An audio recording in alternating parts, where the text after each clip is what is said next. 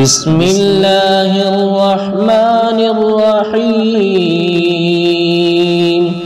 وإذ أخذ الله ميثاق النبيين لما آتيتكم من كتاب وحكمة ثم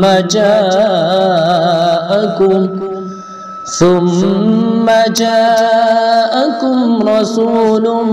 مصدق لما معكم لتؤمنن به ولتنصرنه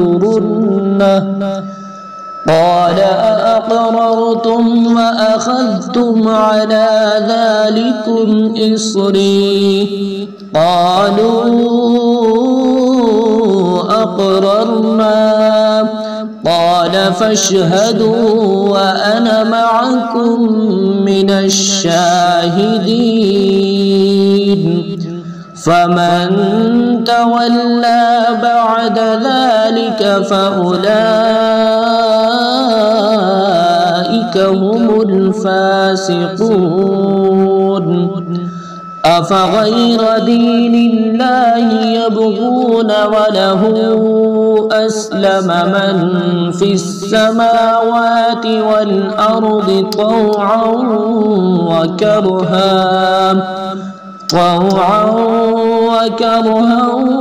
وإليه يرجعون قل آمنا بالله وما أنزل علينا وما أنزل على إبراهيم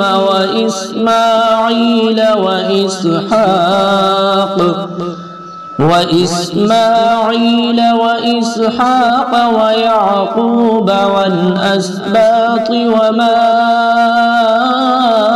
أوتي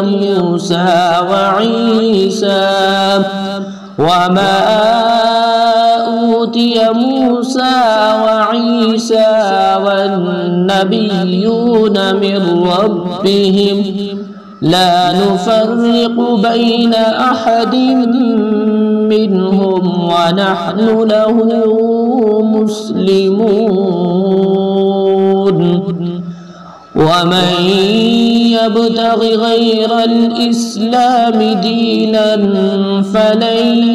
يقبل منه وهو في الآخرة من الخاسرين كيف يهدي الله قوما كفروا بعد إيمانهم وشهدوا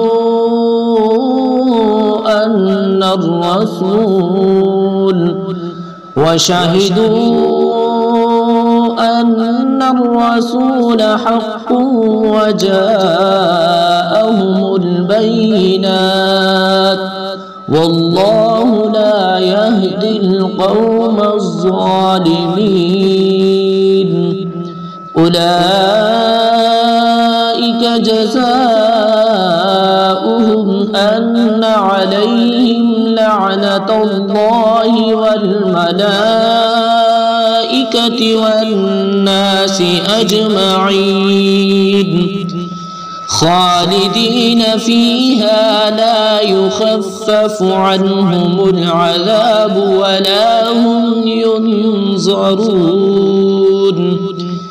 إلا الذين تابوا من بعد ذلك وأصلحوا فإن الله غفور رحيم إن الذين كفروا بعد إيمانهم ثم ازدادوا كفرا لن تقبل توبتهم وأولئك هم الضالون